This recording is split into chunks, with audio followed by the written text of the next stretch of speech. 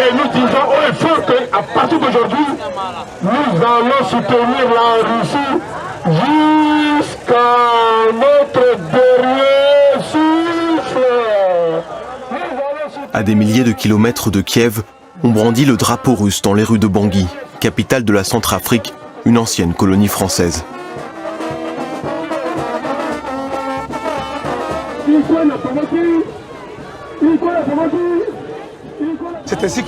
Les Russes ont demandé à l'Ukraine d'arrêter ses attaques. Mais les Ukrainiens n'ont pas obéi. Alors la Russie a attaqué l'Ukraine. C'est ça qu'il faut comprendre. Ces manifestations sont organisées par une association anti-française et financée par les Russes. La Russie est en train de traverser un moment difficile où nous sommes obligés de lui apporter un soutien moral. Et cette manifestation, c'est juste pour lui démontrer par A plus B que, en tout cas, la République centrafricaine le soutient à tous les niveaux. Un allié russe indispensable en Centrafrique. Un pays déchiré par des décennies de guerre civile qui bascule à nouveau dans la violence l'an dernier. Le gouvernement, menacé par des rebelles qui encerclent la capitale, mobilise toutes les forces à sa disposition.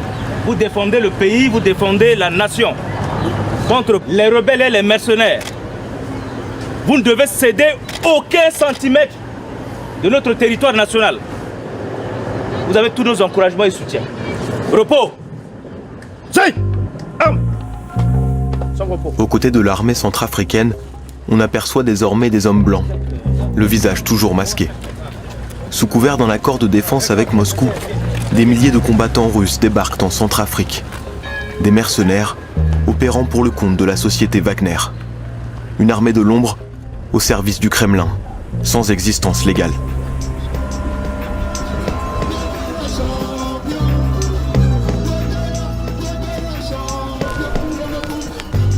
En Centrafrique, ils assurent même la protection rapprochée du président de la République, Faustin Archange Touadéra. Sur le continent, Moscou pousse ses pions au détriment de l'influence française. Dans les grandes cérémonies, fleurissent des drapeaux russes sur des chars offerts par le Kremlin. Des musiciens de Moscou célèbrent même cette alliance.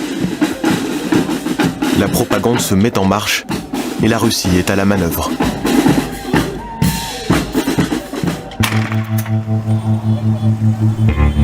Un an plus tard, l'armée et ses alliés russes ont repoussé les rebelles hors des villes. À Bangui, les activités reprennent. Les mercenaires, eux, sont toujours là et se font plus discrets, presque insaisissables. Ils fuient les caméras. Dans l'unique université du pays, les étudiants font leur première rentrée après la guerre. Parmi eux, Trésor Adoum. Il achève sa licence de droit. Mais c'est surtout l'un des plus virulents défenseurs de l'intervention russe. La stabilité est le fruit d'un travail abattu par nos alliés. Et quand je parle de nos alliés, je parle de la force russe. Donc c'est pour ça que puisqu'il y a déjà une sécurité, il y a déjà la stabilité, nous avons l'espoir que nos petits frères vont venir étudier dans de meilleures conditions. Après ses cours, Trésor s'arrête aux portes de l'université. Ici, les Russes ont érigé un monument à la gloire de leurs combattants. Vous avez une femme avec ses enfants derrière et vous avez les militaires devant. Ça parle déjà, ça donne déjà une vue générale sur la sécurisation de la population civile. Et ces militaires-ci sont les FACA et les Russes. Moi, quand je vois ça, je vois l'espoir. Aujourd'hui, c'est pour une maman. Aujourd'hui, c'est pour deux enfants, 3 enfants. Demain, ça sera mon tour. Ils vont me protéger. Et moi, du coup, quand je vois ça, je suis rassuré qu'il y a la sécurité. Je suis rassuré que quand je serai attaqué, ils seront là pour me protéger. Et donc, quand je vois ça, j'ai la joie, j'ai la gratitude et je les applaudis pour tout ce qu'ils ont fait. L'espoir suscité par l'arrivée des Russes en Centrafrique s'enracine dans le passé tragique et sanglant du pays. Et de ses 5 millions d'habitants, pris dans une guerre civile interminable et jalonnée de massacres. Bangui porte encore les stigmates de ces affrontements. Dans le quartier de Trésor, sur le bord de la route, reposent les corps de dizaines d'habitants, victimes des milices en 2013. Et donc, ici, vous avez, bon, c'est depuis le bout là-bas jusqu'ici. Et donc, on a 1, 2, 3, 4, 5 tombeaux. Hein? C'est les cimetières de la population civile et ceux qui ont été tués par les rebelles. À chaque fois que je viens là, je m'incline. Ça nous rappelle toujours nos frères qui ont perdu leur vie, nos sœurs qui ont perdu leur vie pendant ces événements douloureux. À un moment, on ne pouvait pas traverser la route. À un moment, il y a des secteurs où on ne peut pas mettre pied parce que c'était occupé par les rebelles. Et donc, personnellement, j'ai vécu aussi beaucoup de choses. Les cicatrices de 2013 à peine refermées, la population redoute un nouveau désastre.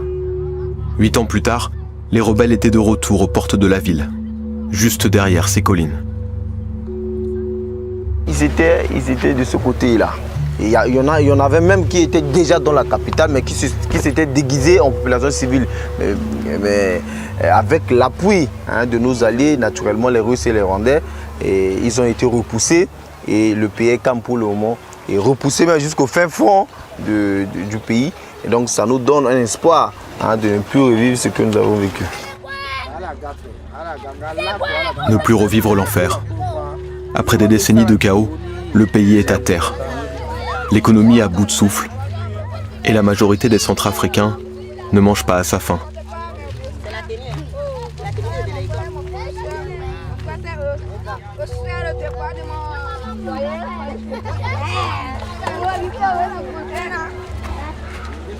Dans ces quartiers de Bangui, règne le sentiment d'être abandonné par la France, l'ancienne puissance colonisatrice.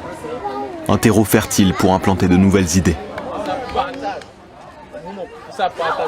Financé par les Russes et par le gouvernement, Trésor et ses camarades organisent des rassemblements en soutien à Moscou.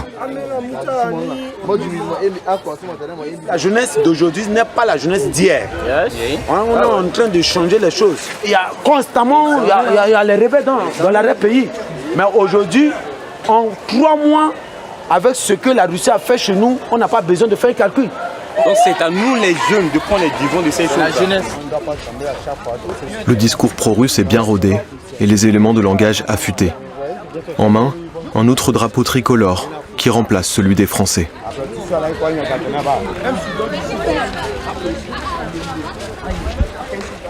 Dans l'histoire, si on revient un peu en arrière, l'histoire témoigne que la Russie n'a jamais colonisé un pays africain. Nous, on n'est pas contre la France, mais c'est la mauvaise politique de la France qui nous fait du mal. Nous avons fait combien d'années avec la France?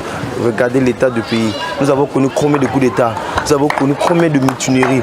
On a perdu combien de présidents de la République centrafricaine? Et aujourd'hui, avec la présence russe dans un laps de temps, nous avons un bon résultat. Et ça m'a poussé, ça m'a donné un engagement ferme à soutenir la Russie. Parce que ce que nous voulons, c'est quoi? C'est le bien-être, non? C'est la libre circulation. Aujourd'hui, ici, on a la sécurité. Les jeunes peuvent aller à l'école, nos enfants peuvent aller étudier. Et ça, nous le voyons pour le moment. C'est pourquoi ça m'a donné le courage et l'envie de tenir le drapeau russe pour dire merci à la Russie, merci au président Poutine.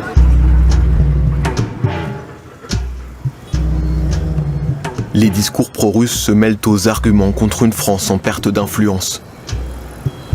Un vide rapidement comblé par Moscou.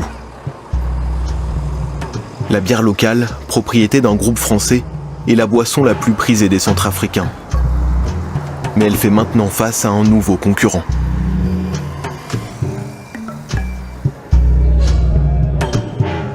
La Russie étend son emprise jusque dans les bars de la capitale, avec la toute première vodka commercialisée en Centrafrique, fabriquée par une société proche elle aussi des mercenaires russes.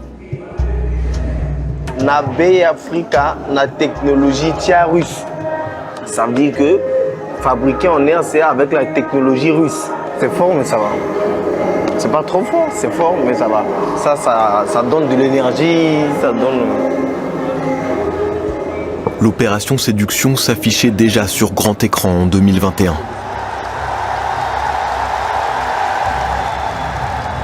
À Bangui, pendant une semaine, des milliers de personnes ont pu assister à la grande première de Touristes, un film d'action russe tourné en Centrafrique.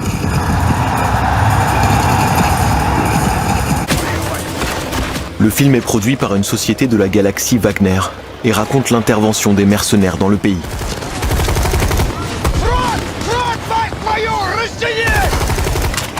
On y trouve tous les codes d'un blockbuster américain, à quelques détails près. Американцы же они за демократию борются. Мы за справедливость. Что, живой? Держись, турист. Мы сразу решили, что у нас будет фильм будет достоверный, будет минимум графики, спецэффектов, то есть все будет живое и реальное. Nous avons décidé que notre film sera en tant que réel, basé sur des faits réels, sur la vue réelle des scènes d'action, de ce qui se passe en réalité. Вы очень талантливые люди. Wagner déploie les grands moyens pour faire de la Centrafrique une vitrine de son intervention. Talentueux, travailleurs et professionnels. L'objectif sonne comme une vieille rengaine, conquérir les cœurs et gagner les esprits.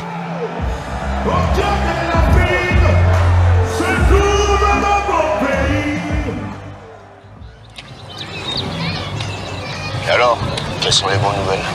J'ai convenu avec les leaders. Ah, je me revoilà un peu dans mon jeu d'acteur. Comment j'ai assuré, c'est tout. Melo, un jeune acteur, a décroché l'un des rôles principaux dans Touristes, le rôle d'une vie. Dans ce film de propagande, il interprète l'ennemi des Russes. Ce ne sont pas ces genres de nouvelles que moi je voudrais entendre. M'avez-vous compris? Et voilà, je pense qu'il est mieux pour vous de quitter le pays, pour votre sécurité. Garde, allons-y. Allons-y.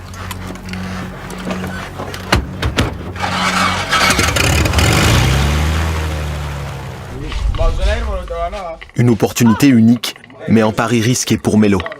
Interpréter l'ancien président Bozizé, devenu chef rebelle et ennemi public en Centrafrique, ce n'est pas sans risque.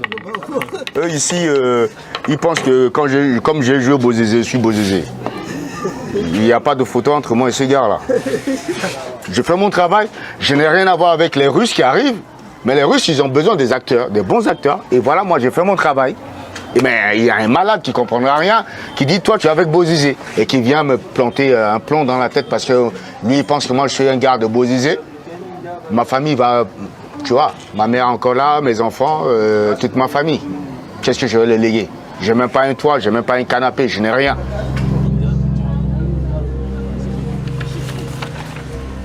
Dans un pays sans industrie du cinéma, difficile d'être comédien.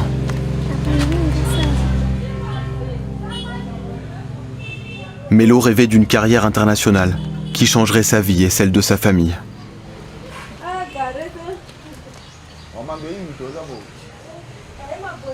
Tu vois ma famille, tu vois là où je loge, je n'ai rien de quelqu'un qui a joué dans un film de grande instance. Un film qui a fait un carton en République centrafricaine. Normalement, si c'était ailleurs, tu vois, tout de suite, je serais en train de rouler une grosse caisse, peut-être en train de construire une nouvelle villa pour moi, mes enfants bien. Tu vois là, tu vois dans quel confort je travaille. Je ne parlerai pas de confort, mais tu vois au moins dans quel milieu je travaille. Pourtant, un an plus tôt, Melo foulait le tapis rouge devant une foule en liesse.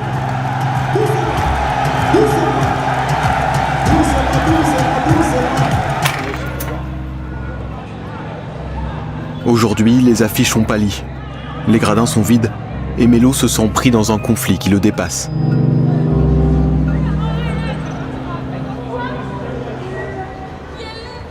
Aujourd'hui, c'est la guerre des médias, c'est la guerre de communication. Et donc, chacun essaie de sortir son armada le plus grand possible. Ce conflit-là, il y a beaucoup d'angles. de ce conflit. Mais les Russes, eux, ils n'ont pris qu'une partie infime de ce conflit-là. Ils ont juste pris ce qui les concerne. Mais il y a beaucoup d'en dessous.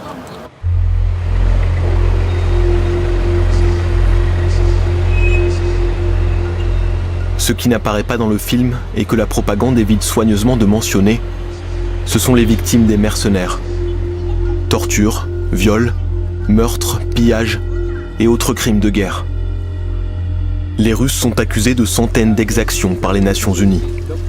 Des associations locales comme celle d'Ali Ousmane recueillent discrètement des témoignages dans le quartier musulman de Bangui.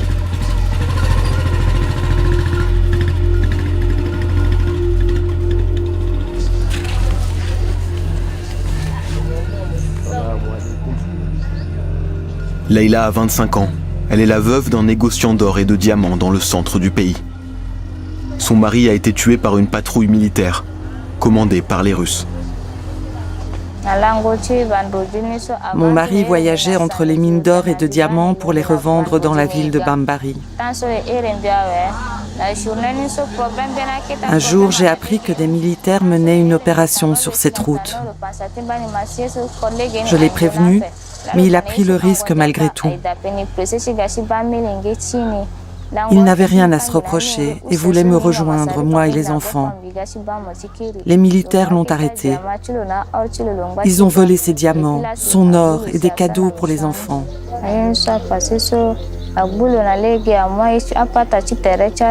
Ils ont d'abord essayé de le tuer avec un fusil, mais l'arme s'est enrayée. Alors, ils l'ont ligoté avant de le poignarder avec un couteau. Les mercenaires russes s'emparent des sites miniers pour revendre l'or et les diamants. Ils sont engagés dans une perpétuelle bataille avec les rebelles, dont les finances reposent également sur la vente de minerais. Les populations ne sont pas épargnées. Donc ils sont pris entre ces deux feux-là. Et les uns et les autres font des exactions, font des abus sur les populations civiles. Donc ce sont des cas qui sont presque devenus banals. Et ça n'émeut plus personne. Et cela, ce n'est même pas prêt de finir, ça ne fait que s'accentuer.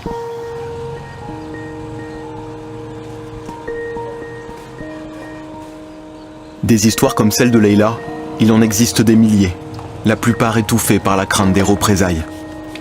Les communautés musulmanes et peuls sont particulièrement ciblées par les forces armées dans l'arrière-pays. Les mercenaires les associent aux rebelles. Des milliers d'entre eux fuient les violences et la persécution. La plupart s'installent dans ce quartier, avec une peur des Russes.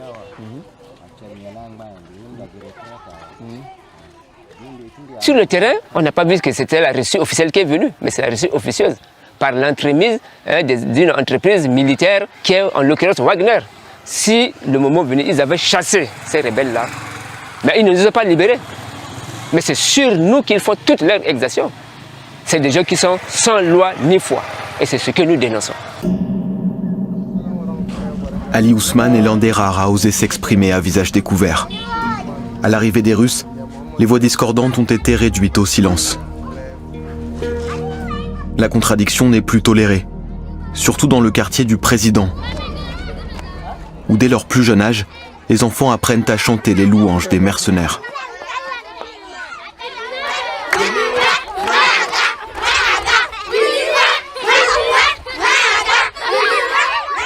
L'auteur de cette comptine est un puissant ministre, le conseiller spécial du président de la République. C'est politique à un autre niveau et c'est éducatif pour les jeunes. On fait appel à des gens qui aiment protéger les plus faibles et donc il faut qu'ils aient ça dans leur mémoire. Et peu importe les multiples enquêtes internationales qui documentent les massacres de civils et pointent la responsabilité des mercenaires russes. Il n'y a pas de respect des droits humains. Donc on les anéantit de manière brutale et même de manière sauvage. C'est proportionnel à ce que font ces rebelles-là qui brûlent les maisons, qui volent le bétail. Chez nous, il n'y a pas de prisonniers. Il faut les anéantir parce qu'ils ont des armes.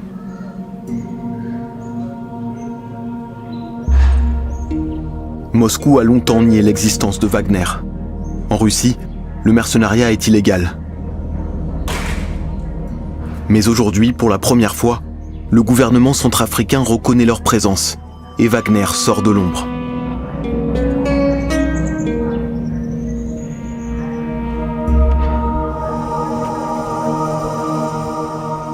Nous avons signé avec la Fédération de Russie. Si Poutine, président, chef, commandeur en chef suprême des forces armées russes, nous envoie des Wagner, ce n'est pas notre problème. Pour nous, c'est des Russes. Ils parlent russe, ils viennent nous aider dans le cadre de cette coopération, qui s'appelle russe, qui s'appelle Beethoven ou Mozart. Ils sont là pour défendre la démocratie centrafricaine et on les accepte. On aimerait bien recevoir les légionnaires français, les mercenaires français ou les mercenaires américains comme on a vu en Irak pour venir nous soulager. Nous, il n'y a pas de problème. On fait avec.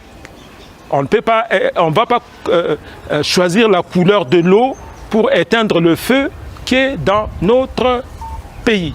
Et donc, des Russes sont venus, ils nous ont envoyé ces forces russes que vous appelez Wagner. Pour nous, il n'y a pas de problème. Et je n'ai pas honte de porter ce t-shirt et les cuissons. Voilà.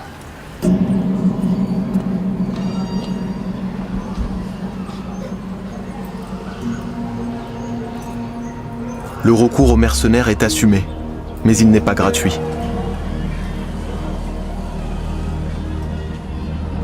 Joseph Bendouga est l'un des seuls parlementaires à dénoncer la mainmise des Russes sur les ressources de son pays. Les Russes sont venus puisque c'est eux qui ont sauvé le pouvoir Touadéra. Ils ont imposé, nous prenons telle mine, nous exploiterons telle mine, nous exploiterons telle mine. Et ils l'ont fait au vu et au su de tout le monde. Et aujourd'hui, qui c'est qui contrôle ces exploitations minières tenues par les Russes? Personne. Ils ne rendent compte à personne. Qu'est-ce qu'ils emportent? Ce sont les richesses de la République centrafricaine.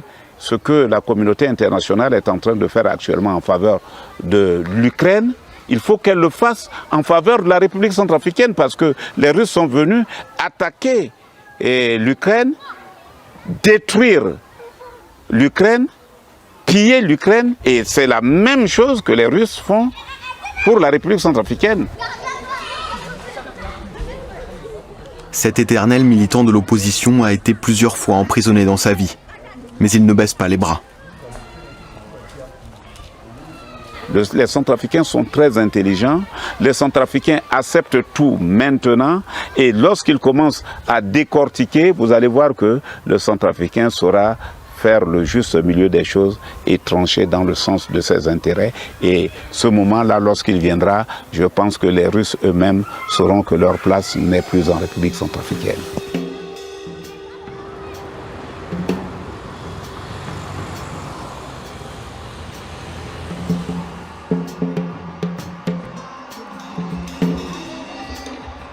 En attendant, les mercenaires russes sont toujours bien présents, plus que jamais au cœur du pouvoir pour défendre les gouvernements qui servent leurs intérêts. Le modèle séduit les régimes autoritaires en Afrique, et Wagner étend son emprise.